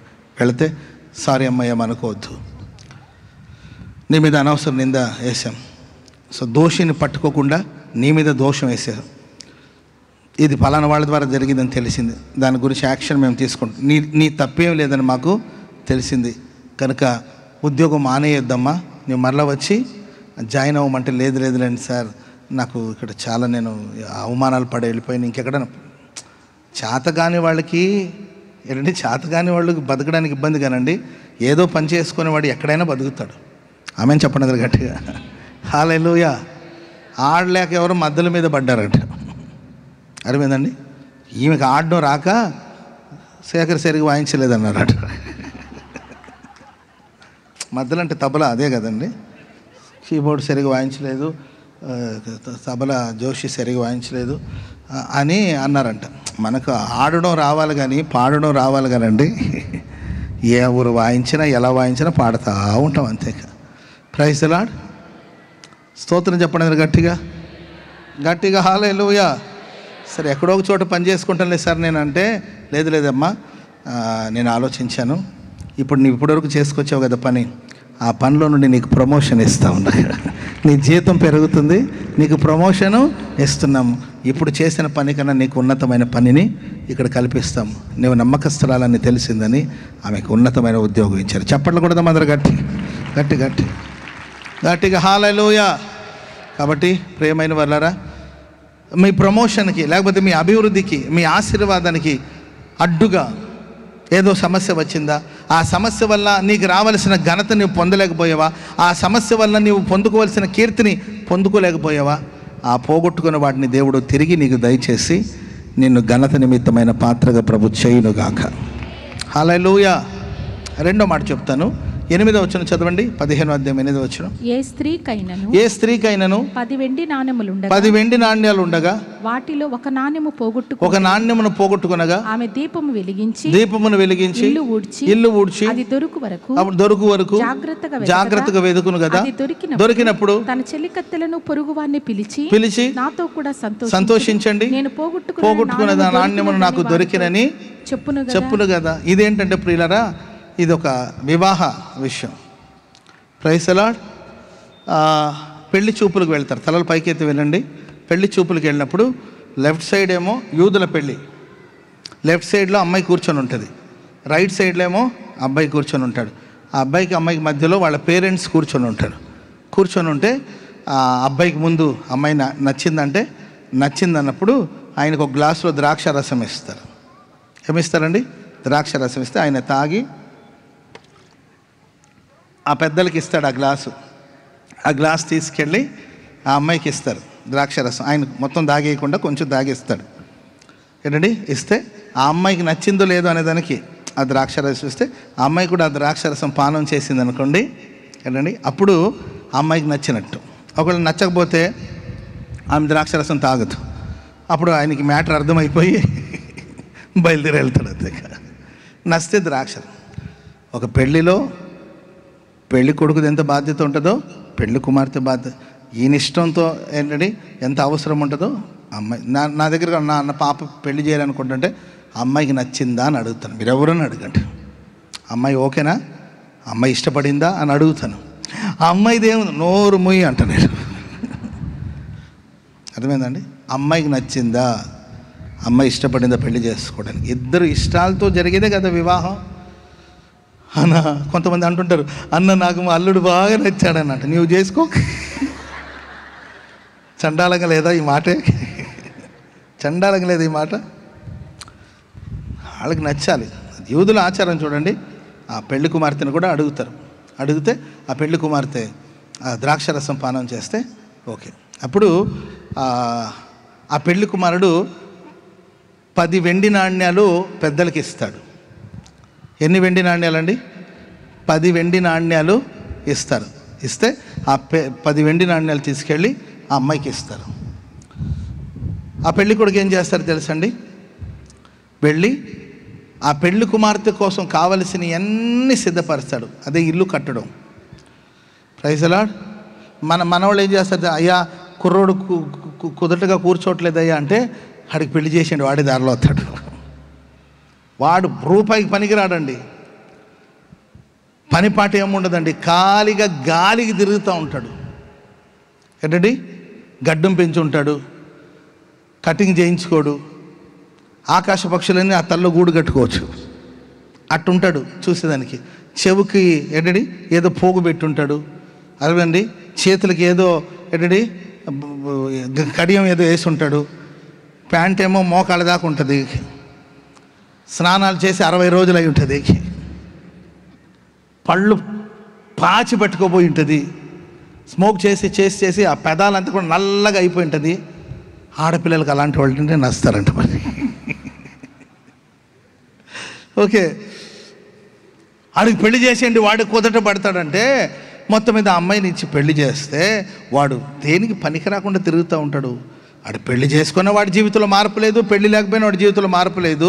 ఇప్పుడు వాడిని పోషించాలి, ఆ అమ్మాయిని పోషించాలి, 2 ఏళ్ళకి 2 పిల్లలు పుడతారు, వాళ్ళని కూడా ఈ తల్లి. ఇది మన మధ్యలో జరిగే విషయాలు. కానీ యూదులు అలా కాదు. వాడు పెళ్లి చేసుకుంటే వెళ్ళి కష్టపడి వాడు ఇల్లు కట్టుకొని అమ్మాయికి కావలసిన సమస్తాన్ని సిద్ధపరిచిన తర్వాత అప్పుడు వస్తాడు. ఎప్పుడు వస్తాడో చెప్పడు, ఎప్పుడప్పుడు వస్తాడు. ఆయన వచ్చినప్పుడు ఆయన ఇచ్చి వెళ్ళాడు కదండి 10 వెండి నాణ్యాలు, ఈ అమ్మాయి జాగ్రత్తగా కాపాడాలి. చెప్పండి కూడా మాత్రం గట్టిగా గట్టిగా హల్లెలూయా. లైఫ్ అండి, జీవితం. ఆమె ఈ అమ్మాయి మరి ఎందుకు పోగొట్టుకుందో తెలియదు. ఆ వెండి నాణ్యం తన చేతుల నుండి జారిపోయింది. తన చేతిలో ఉండవలసిన వెండి నాణ్యాలు జారిపోయింది. దాన్ని ఇంకా స్పిరిచువల్గా దీన్ని మనం మలిచి చెప్పాలంటే ఈ 10 నాణ్యాలు, వెండి నాణ్యాలు 10 ఆజ్ఞలకు సాదృశ్యం. ఎన్ని ఆజ్ఞలకు సాదృశ్యం అండి? ఈ 10 ఆజ్ఞలకు సాదృశ్యం. ఈ అమ్మ ఈ 10 ఆజ్ఞల్ని పాటించి వాళ్ళ పెద్దలందరికీ చెప్తూ ఉంటుంది. 10 ఆజ్ఞలు: నీ దేవుడైన యెహోవాను ఆరాధించాలి, విగ్రహారాధన చేయకూడదు, తల్లిదండ్రులను సన్మానించాలి, దొంగతనం చేయకూడదు, నరహత్య చేయకూడదు, నీ పొరుగు వారిని దేన్ని ఆశించకూడదు. ఇవన్నీ కూడా వాళ్ళు అక్కడున్న పెద్దలందరికీ చెప్తే అప్పుడు వాళ్ళు ఓహో, ఇప్పుడు ఈ అమ్మాయి ఒక కుటుంబాన్ని నడిపించగలిగిన స్థాయి అమ్మాయికి వచ్చింది అని పెద్దలందరూ గమనించి ఆ 10 వెండి నాణ్యాలు ఉన్నాయి కదండి, దాంతో ఒక ఆభరణం తయారు చేస్తారు. ఏం తయారు చేస్తారండి? ఒక ఆభరణాన్ని తయారు చేసి దాని అమ్మాయి నొసట ఆ ఆభరణాన్ని ధరింపచేస్తారు. స్తోత్రం చెప్పండి అందరూ గట్టిగా. ఎంత సబ్జెక్ట్ ఉంటుంది పెళ్ళి అంటే. ఆడు నాకు నచ్చాడు, ఆడే కనబడుతున్నాడు, కల్లోకి వచ్చాడు, చేసుకుంటా అంటున్నాడు. ఇది కాదు వివాహం అంటే. దానికి ఒక పద్ధతి ఉంది. పెద్దలందరూ చూసి ఓహో, ఇప్పుడు ఈ అమ్మాయి కాపురానికి వివాహానికి పర్వాలేదు, జ్ఞానవంతురాలని స్త్రీగా మారింది, ఆజ్ఞలు తెలుసు, ఉపదేశం తెలుసు, కుటుంబాన్ని కట్టుకునే స్థాయి వచ్చింది అన్న తర్వాత వాళ్ళు ఆ 10 వెండి నాణ్యాలతో ఒక ఆభరణం తయారు చేస్తే దాన్ని ఆమె ధరించుకున్నప్పుడు ఆ పెళ్లి కుమారుడు ఎప్పుడు వస్తాడో తెలియదు అనమాట. అదే ప్రభు చెప్పాడు. ఆయన వచ్చే సమయం మనకి ఎవరికి తెలియదు. స్థలమును సిద్ధపరచడానికి కొరకు ప్రభు వెళ్ళాడు. చెప్పండి కూడా మొదలు గట్టిగా హల్లెలూయా. ఆయన వచ్చేంత వరకు దేవుడు మనకిచ్చిన ఆజ్ఞలు, ఆయన మనకిచ్చిన పరిశుద్ధతను మనం కాపాడుకోవాలి. ఆ పరిశుద్ధతలో ఈ అమ్మాయి త్రొట్టిల్లిపోయిందండి. ఈ స్త్రీ తప్పిపోయింది. ఒక వెండి నాణ్యం తన చేతుల నుండి జారిపోయింది. ఎలా జారిపోయిందంటే ప్రియులరా, కొంతమంది భక్తిలో నుండి జారిపోవడానికి, తొలగిపోవడానికి, త్రొట్టిల్లిపోవడానికి రీజన్ ఏంటని మనం చూస్తే గుప్పెట్లో ఉండరు. బలిష్టమైన చేతి క్రింద దీన మనసు కలిగి ఉండరు కొంతమంది. తగిన సమయమందు దేవుడు నిన్ను హెచ్చించినట్లు ఆయన బలిష్టమైన చేతి క్రింద దాగి ఉండాలి. ఒక మొక్క ఎదిగి పెద్దగా మారేది, మానుగా మారాలంటే అది ఎదిగేంత వరకు దానికి ఒక కంచె, ఒక ఫెన్స్ ఉండాలి. ఆ కంచె దైవ సేవకులు, ఆ కంచె సంఘము, ఆ కంచె ఉపదేశము, ఆ కంచె తల్లిదండ్రులు. పిల్లలు మీకు అర్థమవుతుందా?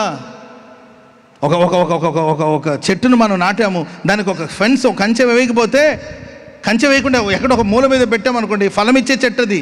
ఏ మేక వచ్చి మేసేసి వెళ్ళిపోతుంది అంతే. ఇక దాంట్లో ఆకులు రావడం, మేకలు వచ్చి మేసి వెళ్ళిపోవడం, ఎదుగుదల ఉండదు. నువ్వు ఎదిగి ఒక మంచి స్థాయికి రావాలంటే ఒక 15 సంవత్సరాలు, ఒక 20 సంవత్సరాలు, ఒక 25 సంవత్సరాలు తల్లిదండ్రుల ఆధ్వర్యంలో వాళ్ళ చేతి క్రింద దీన మనసు కలిగి ఉంటే జీవితం ఆశీర్వాదకరంగా ఉంటుంది. మంచి గమ్యాన్ని చేరగలుగుతావు.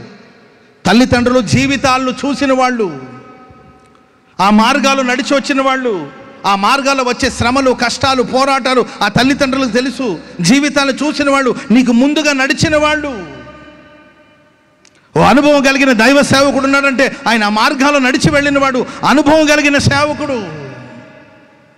ఆ దైవ సేవకుల చేతి క్రింద దీన మనస్సు కలిగి జీవిస్తే భవిష్యత్తు బ్రైట్గా ఉంటుంది. అలా కాకుండా నాకు అంతా వచ్చు, టెక్నాలజీ మొత్తం నా చిటికిన వేళ్ళతో నేను పట్టుకుంటాను, ప్రపంచమంతా నా అరచేతిలో ఉన్నాయని ఆవేశపడితే ప్రియులారా ఎప్పటికైనా అది ప్రమాదానికి దారి తెస్తుంది. ఈ నాణ్యం తొలగిపోవడానికి, తప్పిపోవడానికి కారణం ఏంటంటే ఆమె చేతిలో అది నిలబడలేకపోయింది. స్వేచ్ఛను కోరుకునింది, స్వతంత్రాన్ని కోరుకునింది, ఆ నాణ్యం పోగొట్టుకునింది. ఇప్పుడు ఈమె బాధ ఏంటంటే ఆ నాణ్యం లేకపోతే ఈమెకి జీవితం లేదు, ఈమెకి లైఫ్ లేదు, ఈమెకి అవివాహ బంధం లేదు, తన ప్రియుణ్ణి చేరుకోలేని పరిస్థితి, తన ప్రియుని చేరలేని పరిస్థితి ఎప్పుడైనా రావచ్చు అయినా. అందుకే ఆమె ఏం చేసింది తెలుసండి, దీపాన్ని వెలిగించి చీపుని చేత పట్టుకుని ఇల్లంతా ఊడిస్తే పోగొట్టుకుని ఆ నాణ్యం ₹1 లేకపోతే ఒక వెండి కాయిన్ దొరికిందని అంతగా ఆమె సంతోషించడానికి కారణం ఏంటంటే ఆమె పెళ్ళికి ఏంటండి యోగ్యురాలుగా మారింది. స్తోత్రం చెప్పండి గట్టిగా. లైఫ్లో నువ్వు ఏదో చేసిన అతిక్రమాలు, పొరపాట్లు వింటున్నారా బ్రదర్, వింటున్నారా? చేసిన ఏదో చిన్న పొరపాటు, ఏదో సమస్య వలన నీవు యోగ్యుడిగా ఉండవలసిన వాడు అయోగ్యుడిగా మారిపోయావా? యోగ్యురాలుగా ఉండవలసిన నీవు అయోగ్యురాలుగా మారిపోయావా? ఆ స్థాయిని చేరుకోవడానికి, ఆ స్థితి చేరుకోవడానికి కావలసిన క్వాలిటీస్ పోగొట్టుకున్నావా? అన్న ఒక్క మార్కులో పోగొట్టుకున్నాను అంటూ ఉంటారు. ఒక్క మార్కు, అర మార్కు అంటుంటారు. హాఫ్ మార్కులు తీసేశారన్న, లేకపోతే నేను ఇప్పుడు ఒక పోలీస్ ఆఫీసర్గా ఉండాల్సింది, ఒక హాఫ్ మార్కులో పోయిందని అంటూ ఉంటారు.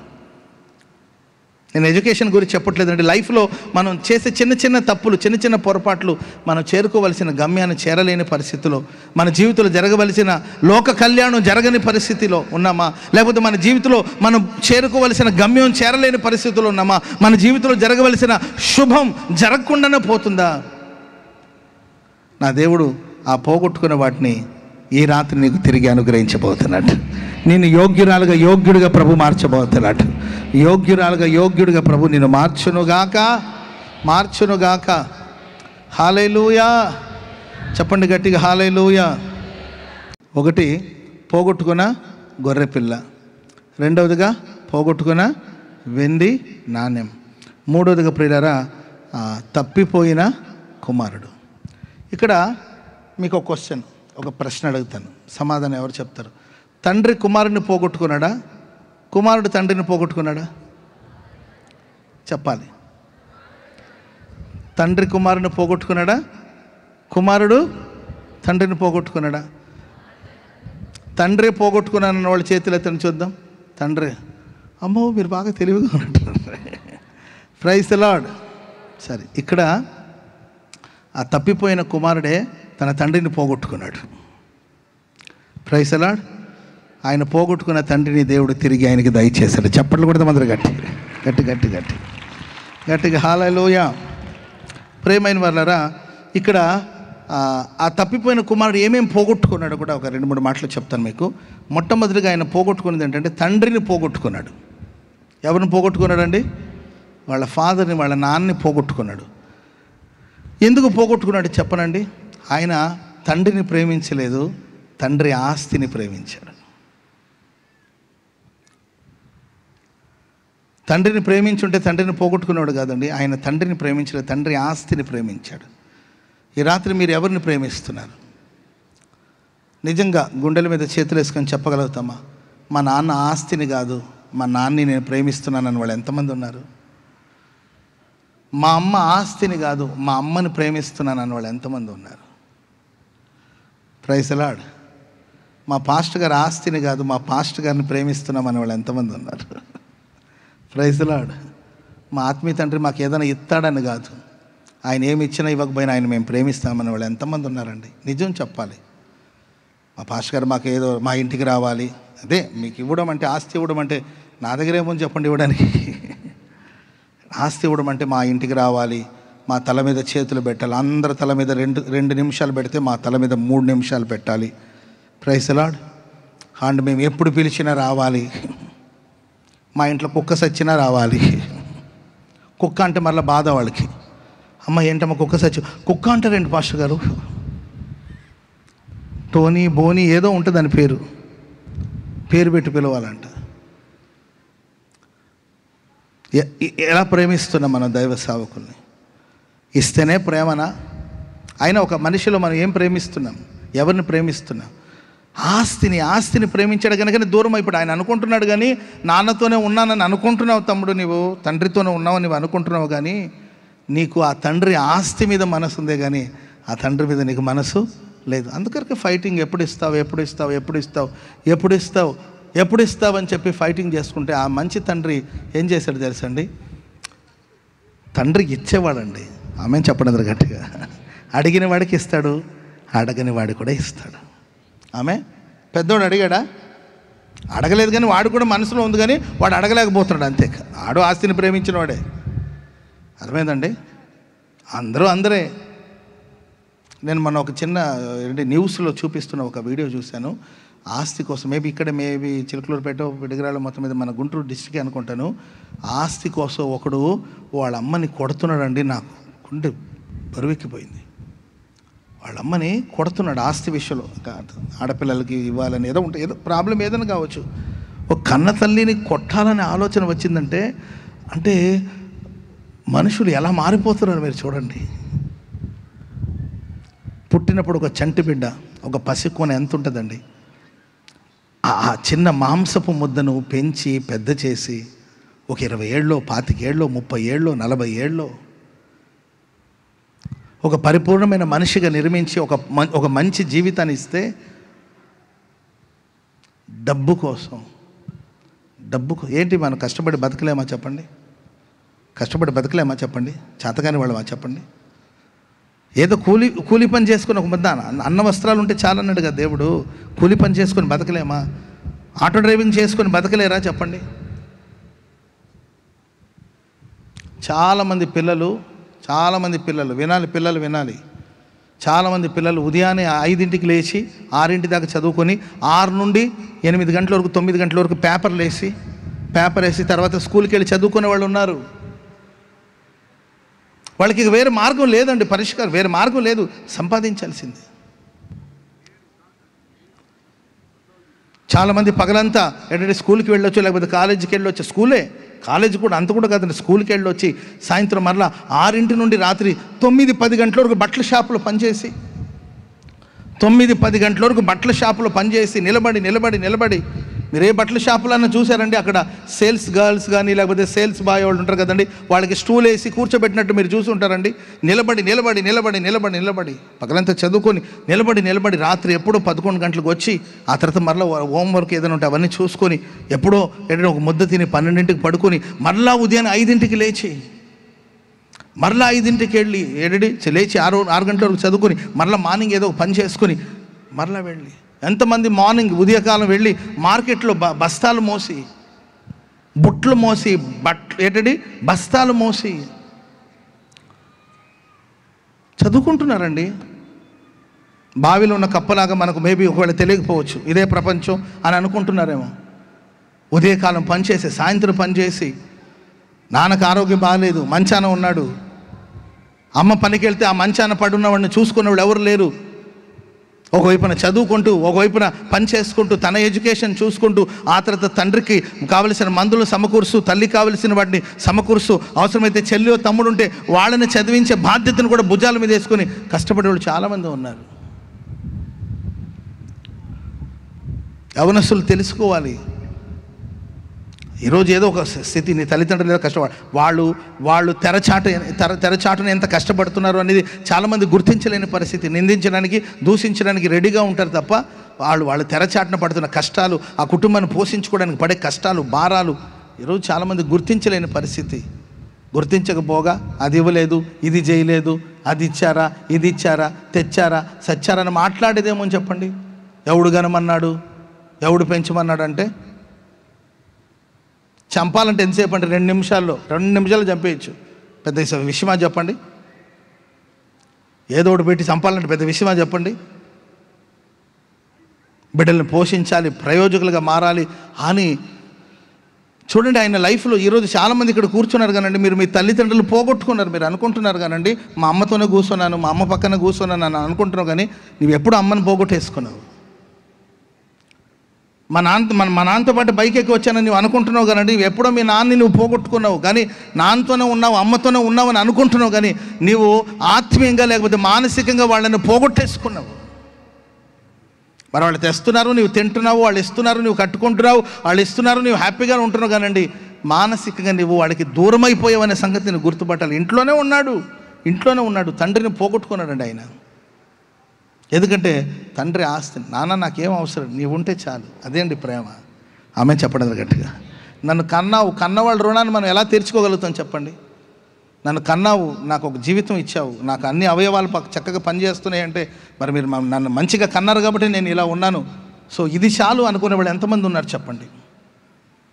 ఆ తప్పిపోయిన కుమారుడు ప్రియులారా ముందు తండ్రిని పోగొట్టేసుకున్నాడండి.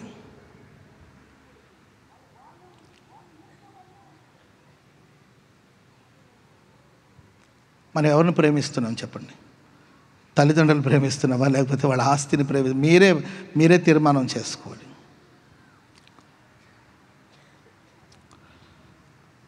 దేవుడి దగ్గర నుండి కూడా ప్రియులారా ఆ దైవాశీర్వాదమే కాదు, మనకు యేసయ్య కావాలి అంతే.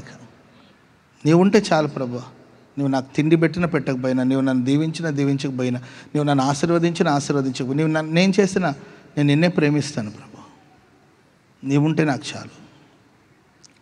మట్టిలో ఉన్న చెట్టుని మట్టిలో ఉన్న ఈ చెట్టుని బయటికి తీసామనుకోండి, ఈ చెట్టు చచ్చిపోతుందండి. ఈ మట్టిలో ఉన్న ఈ చెట్టుని బయటికి మట్టిలో పెట్టాం, బతుకుతుంది. ఇది బయటికి తీస్తే చచ్చిపోతుంది. ఇది మట్టి లేకపోతే ఇది బతుకుతుంది. ఈ మొక్క నీళ్ళలో ఉన్న చేపని నీళ్ళ నుండి బయటికి తీసుకొస్తే అది చచ్చిపోతుంది. ఈ చెట్టు అనుకోవచ్చు, ఉన్నాను కదా భూమి మీదనే ఉన్నాను కదా అంటే భూమితో ఏంటంటే మట్టితో కనెక్షన్ లేకుండా బతుకుతున్నావు, చచ్చినట్లే ఈ జీవితం. నీళ్ళ నుండి బయటికి తీసేస్తే చేప చచ్చినట్టే. ఉంది కదా, ఆకారానికి ఉండొచ్చు, రూపం ఉండొచ్చు, కానీ అది చచ్చినట్లే. చెట్టుకి నేల ఆధారం అండి, చేపకి నీళ్ళ ఆధారం. నీకు నాకు నా యేసయ్య ఆధారం అండి. ఆయన నా జీవనాధారం, ఆయన మన జీవనాధారం, ఆయన మన జీవనాధారం. ఆయన లేకపోతే మనం లేము, ఆయన లేకపోతే ఈ జీవితం లేదు, ఆయన లేకపోతే ఈ బ్రతుకు లేదు. దేవుడు లేకపోతే అబ్రాం పాస్టర్ గారు లేరండి. దేవుడు లేకపోతే నేను లేను, నా ప్రభు లేకపోతే నేను లేను. నేనేమై ఉన్నాను అది ఆయన కృప ద్వారానే అయి ఉన్నాను. నేను ఈరోజు నిలబడి ఉన్నానంటే ఆయన కృప ద్వారానే అయి ఉన్నాను. ఈరోజు నేను బ్రతికున్నానంటే ఆయన కృప ద్వారానే అయి ఉన్నాను. ఆయనే మన జీవనాధారం. మరి నేను ఆయన ఇచ్చే ఆస్తిని ప్రేమిస్తున్నానా, నా యేసుని ప్రేమిస్తున్నానా? ప్రైజ్ ది లార్డ్, హల్లెలూయా. రెండోదిగా తన ఆస్తిని పోగొట్టుకున్నాడు ఆ కుమారుడు. ఎవరి ఆస్తి అది చెప్పాలి? ఎవరి ఆస్తి? తండ్రి ఆస్తినా తన ఆస్తినా? అది చెప్పాలి. ఎవరి ఆస్తి అది? మీరు చట్టం బైబిల్లో చదవండి. నీ మాట నా మాట వద్దు. బైబిల్లో ఏమని చెప్తుంది? ఎవరి ఆస్తిని పోగొట్టుకున్నాడు? తండ్రి ఆస్తి. చదవండి అక్క. వారిలో చిన్నవాడు తండ్రి ఆస్తిలో నాకు వచ్చు భాగమిమ్మని తన తండ్రిని అడుగగా అతడు వారికి తన ఆస్తిని పంచిపెట్టాడు. కొన్ని దినములైన తర్వాత ఆ చిన్న కుమారుడు సమస్తమును కూర్చుకొని దూరదేశమునకు ప్రయాణమైపోయి అతడు తన ఆస్తిని దుర్వ్యాపారం. ఎవరి ఆస్తిని? ఎవరి ఆస్తి? హలో, అదే ఎవరి ఆస్తి? ఎవరి ఆస్తి అండి? తండ్రి ఆస్తికి ఎప్పుడు డోకా ఉండదండి. తండ్రి ఆస్తిని ఎవడు పాడు చేయలేడు. అది తండ్రి ఆస్తి, అది పరలోకపు ఆస్తి. తొట్టిలో నుండి తీస్తూ ఉంటుంది, వస్తూనే ఉంటుంది అంటే పిండి. బుడ్డిలో నుండి తీస్తుంటే నూనె వస్తూనే ఉంటుంది. తండ్రి ఆస్తికి ఎప్పుడు డోకా లేదు. స్తోత్రం చెప్పడం గట్టిగా. మన వల్ల దేవుడు బ్రతకట్లేదండి, ఆయన వల్ల మనం బ్రతుకుతున్నాం. ఆమె చెప్పడం గట్టిగా. మన పిచ్చి బుద్ధి ఏంటంటే మనం లేకపోతే పెబులు ఏమేమో ఒకటి అనుకుంటాం. మనం లేకపోయినా ఆయన ఉంటాడు, ఆయన లేకపోతే మనం ఉండలేము. ఆయన ఆస్తికి సంఘం పాడైపోతే ఏం పాడవద్దు. అది దేవుని సంఘం. సంఘానికి కుదిరిపాడు దేవుని సంఘం. అది కొంతమంది దైవ సేవకులు చంపుతున్నారు. చంపినంత మాత్రానికి దేవుని సేవ ఆగిపోదు. ఆర్పే కొలదిగా మండుతూనే ఉంటుంది, ప్రకాశిస్తూనే ఉంటుంది, తేజరిల్లుతూనే ఉంటుంది. సేవకులు లేస్తూనే ఉంటారు, విస్తరిస్తూనే ఉంటారు, సేవ జరుగుతూనే ఉంటుంది. నీతిమంతుడు మృతి పొంది కూడా మాట్లాడుతూనే ఉంటాడు. చెప్పండి కూడా మందరు గట్టిగా హల్లెలూయా చెప్పండి, గట్టిగా హల్లెలూయా. సేవ ఆగదు, అది తండ్రి ఆస్తినండి. క్రైస్తవ్యం పుట్టిన నాటి మొదలుకొని ఈనాటి వరకు క్రైస్తవ్యాన్ని భూమి మీద లేకుండా చేయాలని ఎందరో లేచారు. లేచిన వాళ్ళందరూ అణచబడ్డారు. లేకుండా చేస్తానన్న వాళ్ళు లేకుండా పోయారు. ఆమెను చెప్పండి అందరూ గట్టిగా హల్లెలూయా. తండ్రి ఆస్తికి ఏమీ నష్టం లేదు, కానీ ఎవరి ఆస్తి ఆడికి ఇచ్చేసాడు తండ్రి. దాన్ని వాడు పాడు చేసుకున్నాడు. ఒకటి తండ్రిని పోగొట్టుకున్నాడు, రెండవది తన ఆస్తిని పోగొట్టుకున్నాడు, మూడోదిగా తనను తానే పోగొట్టుకున్నాడండి. మీకు అర్థమవుతుందా? తనను తానే పోగొట్టుకున్నాడు. ఎలా పోగొట్టుకున్నారంటే, రాజకుమారుడుగా సుకుమారుడుగా బ్రతకవలసిన వాడు పందులు తినే పొట్టు తిని ఆకలి నింపుకోవాలనంటే ఎంత దిగిజారిపోయాడో మీరు ఆలోచించండి. కన్నులెత్తి ఆకాశాన్ని చూడవలసిన వాడు నేల వైపు చూస్తున్నాడు. తండ్రి కౌగిటిలో ఒదిగిపోయి సేద తీరవలసిన వాడు ఇప్పుడు పందులు తినే పొట్టు తిని తన కడుపును నింపుకోవాలనే దయనీయమైన స్థితికి దిగిజారిపోయాడండి. పందులు తమ జీవితకాలం అంతటా ఎప్పుడు కన్నులెత్తి ఆకాశాన్ని చూడదండి, అది నేల వైపే చూస్తుంటుంది. భూ సంబంధి. అందుకే పందిని అపవిత్రమైన జంతువు అంటారు. ఎందుకంటే అది జీవితకాలం అంతా నేల వైపే చూస్తూ ఉంటుంది. ఒక సమయం వస్తుంది, అప్పుడు అది ఆకాశాన్ని చూస్తుంది. ఎప్పుడు చెప్పండి? దానికి పోయే కాలం వచ్చినప్పుడు అంటారు. అది పోయే అంటే దాన్ని కోసేటప్పుడు, దాన్ని చంపేటప్పుడు కాళ్ళు కట్టేసి కాళ్ళ ఏంటంటే మధ్యలో ఒక పెద్ద కర్రను ఉంచి అట్లా మోసుకెళ్తున్నప్పుడు అప్పుడు ఇంత పెద్ద ఆకాశం అంటుందంట అది. ఆ పందులతో ఉండి ఉండి ఉండి ఉండి నీవు కూడా పందిలాగా తయారయ్యావా? పందులతో సహవాసం చేసి చేసి చేసి నీవు కూడా భూ సంబంధిగా మారిపోయావా? పొట్టు కోసం ప్రాకులాడుతున్నావా? పొట్టు కోసం ప్రాకులాడుతున్నావా? పొట్టు తిని కడుపు నింపుకోవాలనుకుంటున్నావా? ఆహారం తినవలసిన నీవు పొట్టు వైపు తిరిగావా? పొట్టు కోసం ప్రాకులాడుతున్నావా? పొట్టుతో పొట్టను నింపుకోవాలని ప్రయాసపడుతున్నావా? తనను తానే పోగొట్టుకున్నాడు. ఇక్కడ కూడి వచ్చిన వాళ్ళు చాలామంది మిమ్మల్ని మీరే పోగొట్టుకొని బాగున్నానని అనుకుంటున్నారేమో. బాగున్నానంటే తలకు పోసుకున్నాను, పళ్ళు దోముకున్నాను, సాయంత్రమే 4 ఇడ్లీలు తిన్నాను, మంచి ఫుడ్ తింటున్నాను, మంచి బట్టలు కట్టుకుంటున్నాను, బ్యాంకులో బ్యాలెన్స్ ఉంది, బైక్ సైలెన్సర్ ఉంది అనుకొని ప్రియులరా, మనల్ని మనం ఎలా బతకవలసిన వాళ్ళు ఎలా బతుకుతున్నాం? ఎక్కడుండవలసిన నీవు ఎక్కడుంటున్నావు? ఎవరితో ఉండవలసిన నీవు ఎవరితో ఉంటున్నావు? నీ తండ్రి ఇంటి అనేక మంది పనివాళ్ళు తృప్తిగా తిని సంతోషించి పనివాళ్లే హ్యాపీగా బ్రతుకుతున్నారు కదా, నీకేం పోయే కాలం వచ్చింది? నేను నీవే పోగొట్టుకొని బాగా బతుకుతున్నాను అని అనుకుంటూ బ్రతుకుతున్నాడు. కానీ దేవుడు ఆయనకు ఒక అవకాశం ఇచ్చాడండి. ఆయన పోగొట్టుకున్న తండ్రిని దేవుడు తిరిగి అతనికి దయచేశాడు. చెప్పండి కూడా మొదలు గట్టిగా హల్లెలూయా చెప్పండి గట్టిగా. పోగొట్టుకున్న తండ్రిని సంపాదించాడండి. తండ్రి దగ్గరికి రావగానే తండ్రి ఇంట్లో ఆయన కలిగిన ఆశీర్వాదాలు చాలా ఉన్నాయి. మొట్టమొదటిగా తండ్రి ఆయనకి ఇచ్చింది ఏం చెప్పండి? ప్రశస్త వస్త్రం. ఎంతసేపటికి ఆడే మారరా? తండ్రి ముందు అతన్ని కౌగిలించుకొని ముద్దు పెట్టాడండి. తండ్రి ముద్దు. స్తోత్రం చెప్పండి అందరు గట్టిగా. హల్లెలూయా. ఆయన ప్రేమకు చిహ్న. మాట్లాడక ముందే, మాటలతో కాకుండా ముందు తన పని, తన క్రియ తండ్రి ముద్దు పెట్టుకున్నాడు, కౌగిట ఒదిగిపోయాడు. ఆ తర్వాత అతనికి ప్రశస్తమైన వస్త్రాన్ని తొడిగారు. Praise the lord. తండ్రి ముందు గుర్తుపట్టాడా లేకపోతే కొడుకు గుర్తుపట్టాడా నాన్ని? తండ్రేనండి. తండ్రే. దూరంగా ఉండా కూడా వాడు ఎంత మురికి పనులు చేసి ఎంత రోత పనులు చేసినా కూడా తండ్రి అతని కోసం దూరంగా ఉండగానే గుర్తుపట్టాడంటే చూస్తున్నాడు వాళ్ళ నాన్న. ఏదో ఒక రోజు వస్తాడని వాళ్ళ నాన్న చూస్తున్నాడండి. అరే ఇడు మురికి పనులు చేశాడు, దరిద్ర పనులు చేశాడు, ఇవన్నీ ఆలోచించలేదు. కౌగలించుకొని ముద్దు పెట్టాడు. అతను పోగొట్టుకున్న శ్రేష్టమైన ప్రశస్తమైన వస్త్రాన్ని అతనికి ఇచ్చారు. Praise the Lord. వస్త్రం అనేది దేనికంటే మీరు చూడండి, మన వైట్ డ్రెస్ వేసుకున్నారు మన వాళ్ళు బ్రదర్స్. Praise the lord. తెల్లబట్టలు వేసుకున్న వాళ్ళు మీ అందరూ ఎక్కడికైనా మీకు ప్రవేశం ఉంటుంది. వైట్ శారీస్లో ఉన్న సిస్టర్స్ని వాళ్ళని ఎవరమ్మా నీవు ఆగని అనరు, వాళ్ళకి సేవకులు అంటారు. ఆ డ్రెస్ అనేది ఏమని చెప్తుందంటే అంతటి మీద వీళ్ళకి ప్రవేశం ఉంది. స్తోత్రం చెప్పండి అందరు గట్టిగా. ఆమెను చెప్పండి అందరు గట్టిగా. మీరు బైబిల్ పట్టుకుని వచ్చారనుకోండి మందిరం లోపలికి, రావద్దని ఎవరైనా ఆపుతారా చెప్పండి? ఈ చర్చిలో మీరు ఏ హాల్లో కూర్చోన్నా, ఎక్కడ కూర్చోన్నా మీకు సమృద్ధి అయిన ప్రవేశం. మనం ధరించుకునే వస్త్రం అనేది అన్ని చోట్ల మనకు ప్రవేశాన్ని తెలియచేస్తుంది. ఇక నీవు ఇంట్లో ఎక్కడైనా తిరగవచ్చు చిన్న కుమారుడా. చెప్పండి కూడా మొదలు గట్టిగా ఎక్కడైనా తిరగవచ్చు. స్తోత్రం చెప్పండి అది గట్టిగా. అండ్ ఉంగరం పెట్టారు. ఉంగరం అనేది అధికారానికి సాదృశ్యం, sign. Praise the Lord. Sign ఏంటండి? సిగ్నేచర్. ఓ సిగ్నేచర్ వేసి ఒక చెక్ బుక్ మీద సిగ్నేచర్ చేసి ఇచ్చామనుకోండి, తీసుకెళ్ళి బ్యాంకులో వేస్తే డబ్బులు వస్తాయి. అధికారం అది. పోగొట్టుకున్న తండ్రిని దేవుడు నీకు ఇస్తున్నాడు. నీకు అన్నిటి మీద అన్ని చోట ప్రవేశం. ఆమె.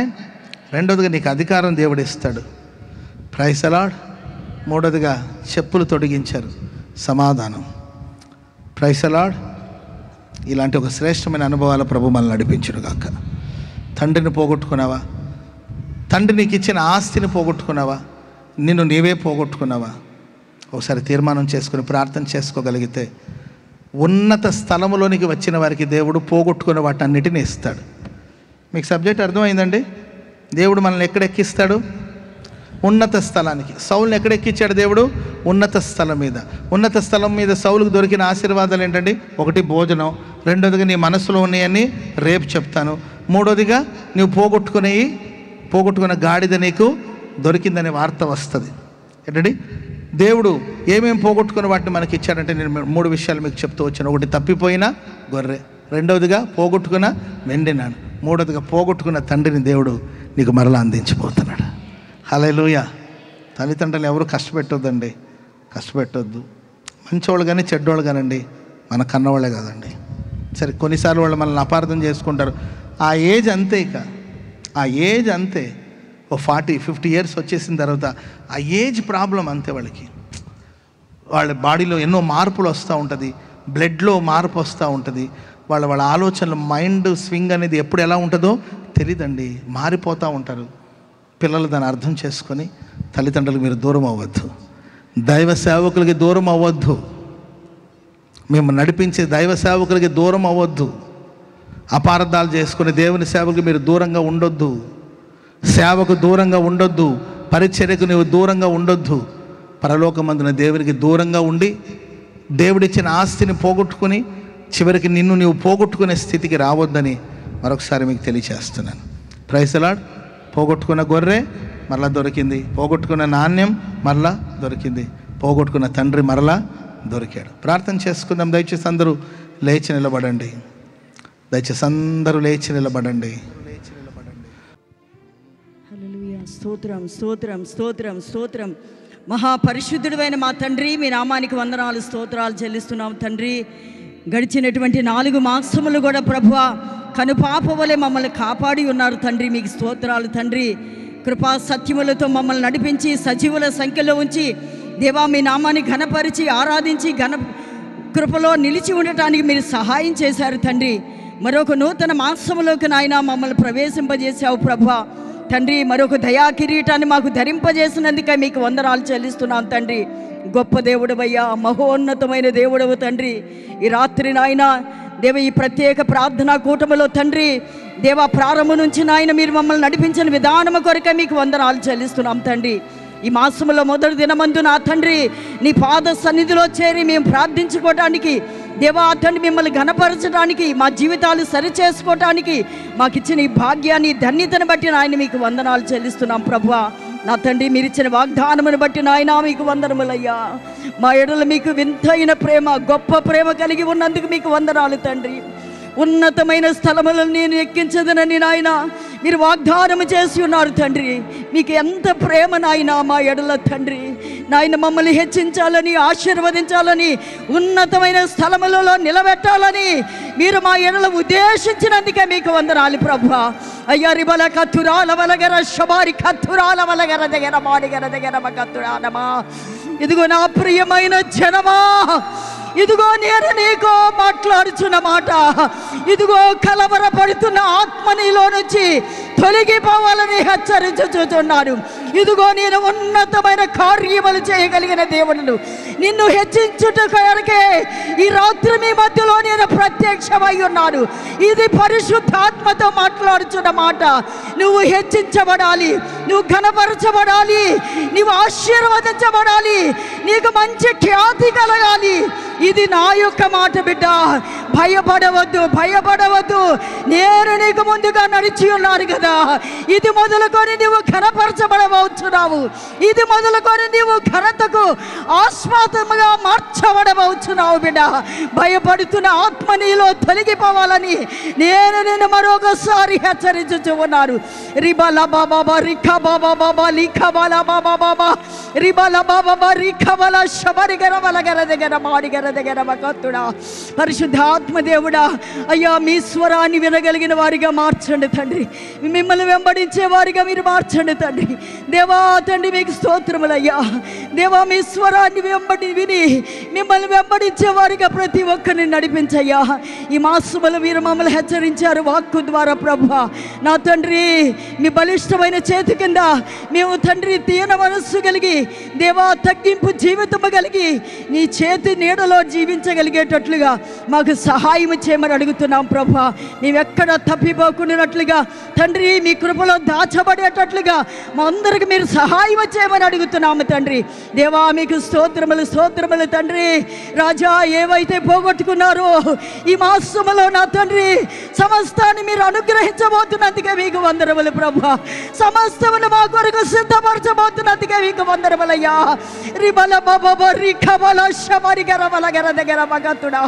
అయ్యా, సౌలు నీ యొద్దకు వచ్చినప్పుడు, ఉన్నత స్థలములోకి వచ్చినప్పుడు తండ్రి పోగొట్టుకున్నదంతా కూడా మీరు అనుగ్రహించారు కదా, మీ మనస్సును తెలియజేశారు కదా నా తండ్రి. నా తండ్రి, ఈ రాత్రి నాయన ఈ వాగ్దానాన్ని నమ్మిన వారు, ఈ వాగ్దానాన్ని విశ్వసించిన వారు ప్రభా, ఇటువంటి ఉన్నత ఆశీర్వాదాన్ని ఈ మాసములో పొందుకునేటట్లుగా మీరు సహాయం చేయమని అడుగుతున్నాను తండ్రి. రిబల హోలీ స్పిరిట్ ఆఫ్ లార్డ్, రిబల శత్రురాల వలగర శపరగర వలగర దగ్గర మగతున పరిశుద్ధాత్మ ద్వారా మాట్లాడిన ప్రతి మాటను నీ బిడ్డల్లో స్థిరపరిచి దేవా, నీ బిడ్డలను బలపరిచి పోగొట్టుకున్నదంతా సమస్తాన్ని మీరు అనుగ్రహించి నూతన ఆశీర్వాదంతో మీరు నడిపించబోతున్నందుకే మీకు వందనాలు తండ్రి. మీ దీనదాసుని కూడా బలపరిచి మీరు వాడుకున్నారు తండ్రి. ఇంకా ఈ మాసంలో నీ బిడ్డని ఇంకా బలమైన పాత్రగా మీరు వాడుకోరండి అయ్యా. ఉన్నతమైన అభిషేకంతో మీరు వాడుకోరండి అయ్యా.